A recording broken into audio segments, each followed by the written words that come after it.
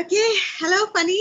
So, welcome back, viewers, and we are back with our part two of error corrections.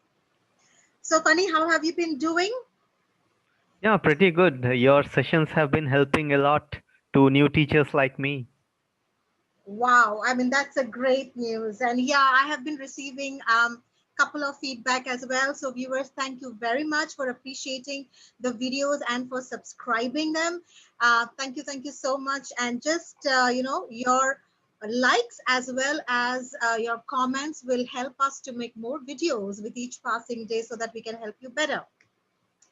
And still, the ones who have not subscribed to our channel, please kindly do so, so that we can extend our, our help to make more videos for you guys, which can be of a huge help in order to teach effectively to your students. So, if you remember, if you've watched my previous video on error correction, so that was about, like, how many types of error corrections are there and how important it is to still correct the errors. However, we will have to do it judiciously so that our students do not feel demotivated or discouraged from being corrected. Now, these error correction techniques is not just restricted to the language trainers, but uh, definitely, it's useful for the language teachers, those who are teaching languages in schools or in organizations or in institutions. However, you can also adopt these techniques for your other subjects as well. Now, in the last video, it was the type of error correction, and we stopped at like how you should go ahead with self and then peer and then with teacher correction. Well, so what is a correction slot? So we're going to start with the correction slot. So what's that? So you see, when the students are doing any speaking task, okay, especially in pairs or in group as well, that's the time when you really have to monitor well. Okay, you, as a teacher, you just cannot stand or sit in front of the class. You will have to roam around, and you will have to visit, or you have to listen to the pairs or the groups, and you have to make notes of all the errors that you listen to. It's very important. Now you can make categories like pronunciation, grammatical, lexical, and what you do is whatever errors you're listening, you can write the names, or and if not the names, sorry, you don't have to do that, but just the the number of errors that you find under pronunciation, grammatical, and lexical. And this is of a huge help because it will give you a clear idea as what you should be going ahead with. Okay, especially if you are a language teacher.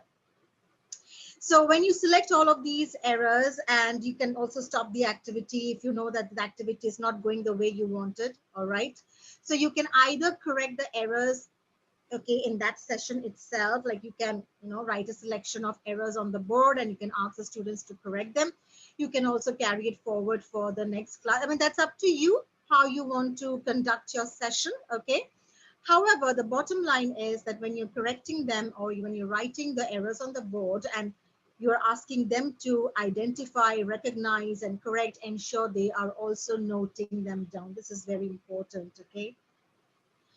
And you will see that most of the errors are, identified by the students themselves. However, if they are at beginner, high elementary, or elementary level, then of course you as a teacher will have to do the needful. Otherwise, from pre-intermediate and intermediate onwards, they are good to go. So 70% of the errors, they are okay to identify by themselves with little help and guidelines.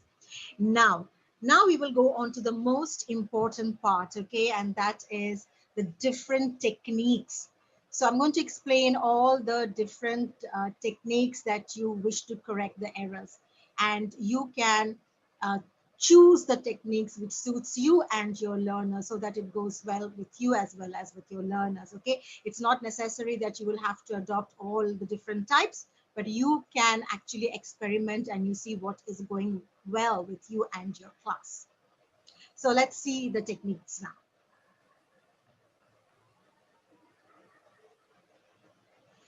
Okay, so there are 7 ways to correct error, and let's start with the first one, which is explicit correction. You see, the name itself is very self-explanatory. What is an explicit correction? So, for example, if the student has made an error, um, let's say, like two men is sleeping under trees or something like that.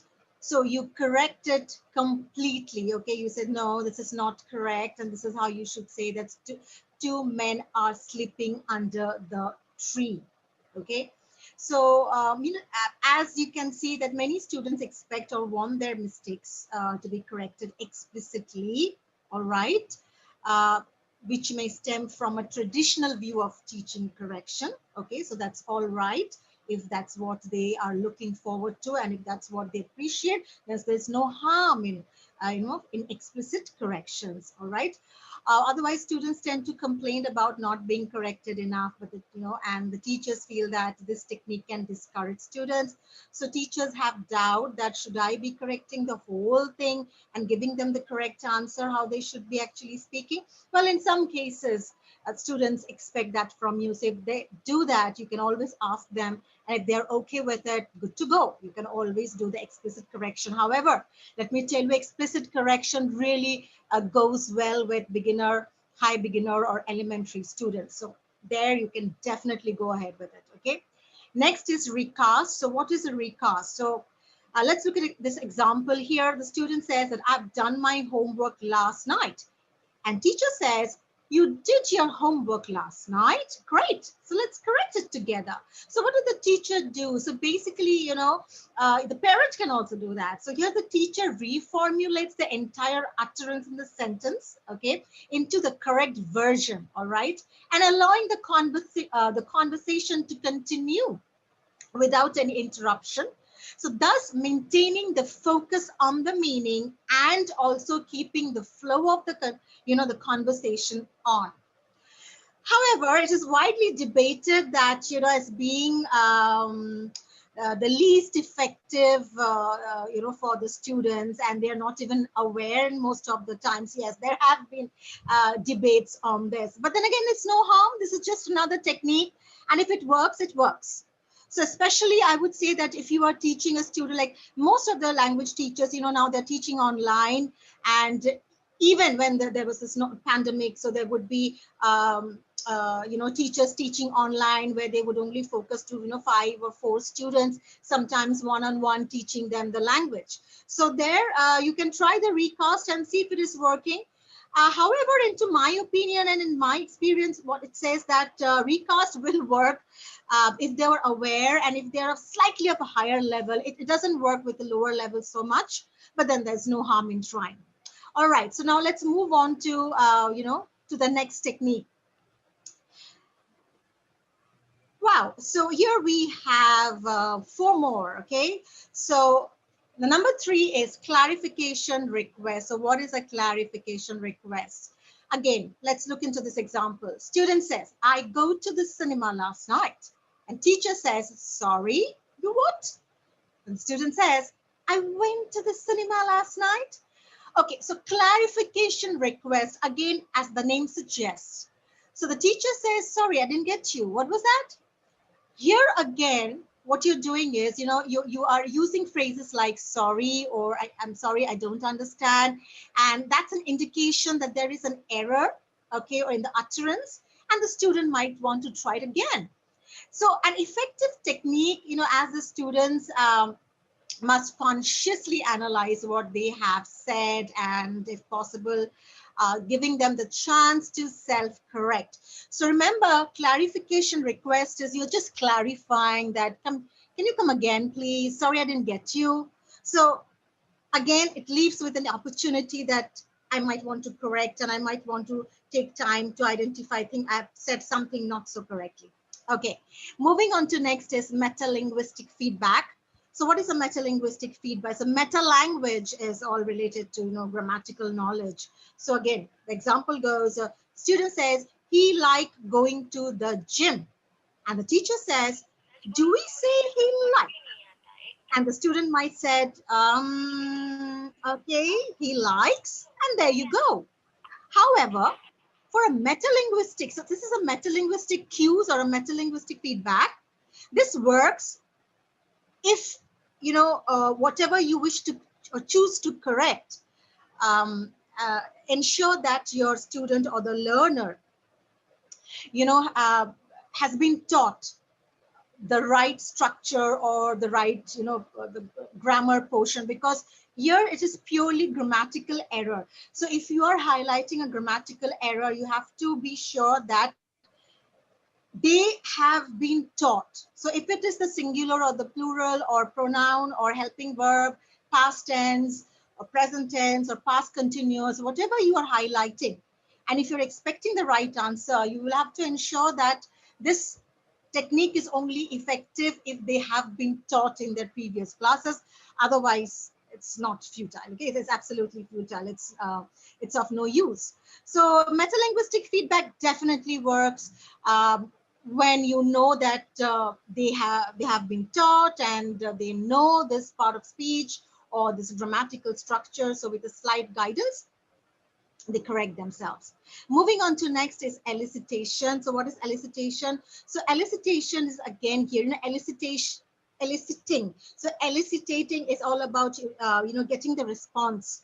So the student says, I have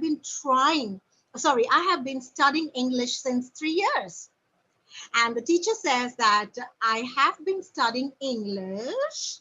So I pause, because that is what elicitation is. So elicitation is like for example, another an example, I go to the bank yesterday, and if it was an elicitation technique that I wanted to adopt, I would say I I. That means I mean, it's a direct clue that the go, I would like you to ponder on the word go.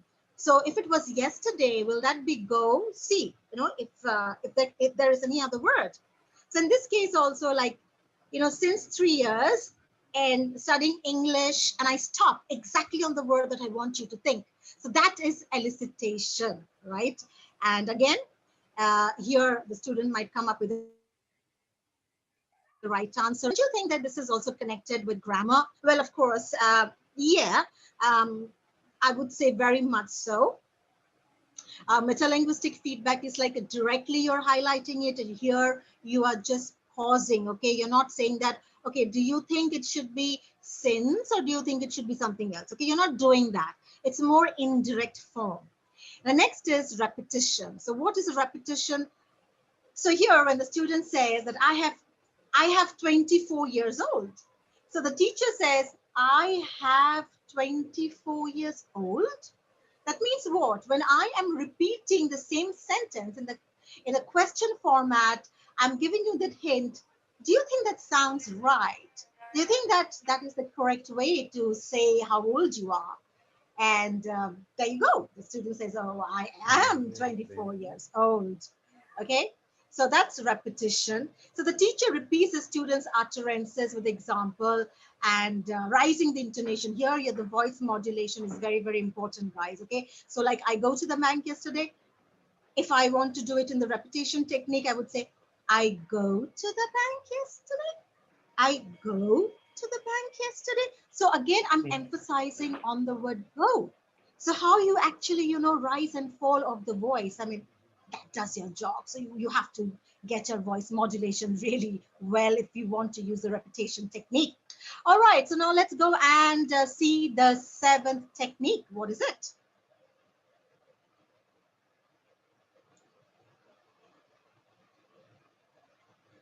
So the seventh technique is like a delayed correction. Now, delayed correction is where you actually note, okay, the errors. Then you will write 7 to 10, incorrect sentences on the board, expecting them to get the feedback from the students if they're able to identify the errors that you want them to focus or you want them to recognize.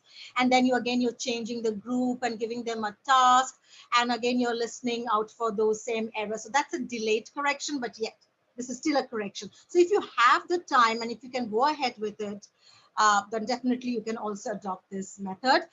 And finally is like immediate correction versus direct correction, or sorry, delayed correction. So the question is that should we be correcting the errors immediately, or should we take time and give them, um, actually work on more errors, give them enough time, and then they can work in the group. So you see, there is actually no right or wrong method, teachers. Okay, every form of correction has their own pros and cons. All right. So for immediate, students get an individual, focused correction on the text, and the students get the opportunity to ask the teacher the questions relating to the error. And yeah, of course, it is seen that it tends to be more effective when there is an opportunity to self-correction in real time condition. Whereas for your delayed correction, so the correction is anonymous, okay, and students are not singled out. So you are actually telling it to the whole class, even if the errors is made by 5 students out of the 15 people in the classroom. So everybody actually gets a session on that. Then correction doesn't really interrupt the flow of the fluency. You can still go ahead, and the students also enjoy analyzing the errors. So you see, both the process has its own pros and cons. It could be that you might want to go ahead with the both. Again, depends on the situation, depends on the content, depends on your learners, their responses, and their reaction. So there is no wrong or right method. What works for you just works for you. Okay. So yeah, so that was the different types of correction. And now, do you know that error correction, you can do it, using your body language also, and it really works well with young learners. So for example, you can use fingers. So using fingers is about highlighting an incorrect form or to indicate a word. Okay, so if I say two, so and I hold on to the my this ring finger, that means the second word is what I want you to focus on. Then gestures, like using hand gestures. If I say go to the bank yesterday and I show back, that means, okay, going back is a past tense. So you're using the wrong tense. Okay, you need to move back. So that's another way of correcting method, fingers and gestures. And then of course, you can also correct using your chin, your ear. I mean, that's how basically how you train your class for them to identify the errors using the body language. But as said, it really works really well with the young learners, like 5-6 years old, especially language learners. Okay. And games. Wow. Have you ever thought this, that you can correct errors through games? How? Look at this example here. Grammar auctions. So students receive a number of sentences, okay, taken from their written work only. And some are correct and some are incorrect. So students are in groups, have to try to buy the correct ones in the auction. And they have limited amount of money. So you give them the fake money and they love it. And the team with the most correct sentences win. And I must say, you should go ahead and try this game. Okay. Of course, this also falls under delayed correction, but it's fun. You can sometimes even try it as a warmer as well. Okay. So yeah, grammar correction through games. That's one. And recording, it goes without saying, this is very effective. Let them record their own voice, especially when they're doing some role plays, dialogues, conversation, and they can listen to themselves. Like it can be a pair activity. And when they're talking, they're recording. After that, they are listening, and the peer can help, and each other can help to identify the errors. And when you listen to your own voice, it's a different impact altogether. So again, a very good use of technology. Okay, so definitely, if possible, do try that. It's very effective. And now is like, what type of errors do you think the students are making? Well, it could be a lexical error, which is purely word-based, all right, incorrect word. It could be a phonological error, like pronunciation, the wrong utterance, or a syntactical error, which is grammar-based. And interpretive error, like misunderstanding of a speaker's intention. So that's that. Or a pragmatic error, which means you fail to apply the rules of the conversation. So yes, so you can actually, take a note of these errors. And I must say that when you take a note of these errors, and when you are in the classroom or you're taking online classes, you can definitely, after you've identified the error, you check under which of these 5 categories these errors are coming under. So I think that's a great way, and this will prove to be a very useful information for you guys. So you can definitely make a note of these 5 types of errors that students make.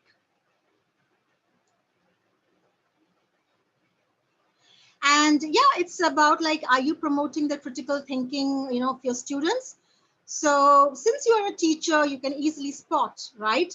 But why don't you just help the students to correct their own errors, so that you can do that easily by giving students a piece of writing or instructing, or let them spot. So the whole idea is, you as a teacher, you will always identify. I mean, that's not a big deal, but you must also train to think them critically, as because most importantly, everywhere we're talking about the 21st century learning skills, which is critical thinking, is one of the C's. Okay, whether they are language learners or they are your subject related learners, doesn't matter, but critical thinking must go hand in hand in whatever you are teaching them. Okay. Right. So thank you very much for being with us. And last but not the least, as I have been saying this, whichever way you go about correcting your students, okay, try to keep that experience very positive for the learners. Correction has to be done. There's no two ways about it, but see how much you can maximize the positive outcome out of it. And being corrected constantly can really be demotivating. Trust me, if somebody did the same to me, I would stop learning. I mean, my brain would just shut. So as you're listening out of your students, make a good note of it, and then you decide how you want to go about it. Okay, and and you can encourage them to come up with the errors, how they choose to correct their errors, how frequently, how much. So make it a collaborative work and ensure that they are appreciating the techniques and it is working for them. Okay, so all the best, guys, and please let us know and leave comments in this video section. If you have been trying some of the techniques already, do share your experiences. All right, and if you find this video was really informative and great, then also please leave a comment.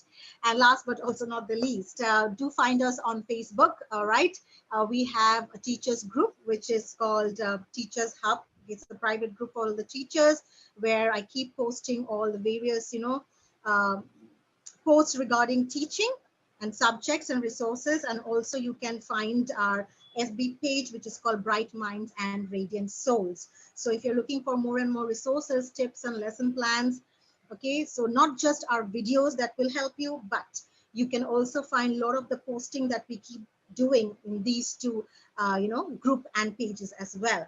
And yes, you can also contact me and Funny. So Jumbu Chattopadhyay is what I am there on Facebook. So you can message me directly, or you can also message to Funny Ratnala if you're interested to teach language. If you want to teach more online classes, definitely get contact with Funny Ratnala. Okay, he can help you. He's already teaching online, so he can guide you already with that. Okay. So thank you guys. Thank you so much for being with us. It's been wonderful, and looking forward to come again with more information for you teachers.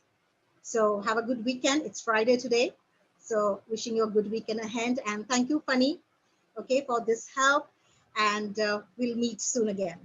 Yeah, definitely. Thank you, viewers. Thank you, June.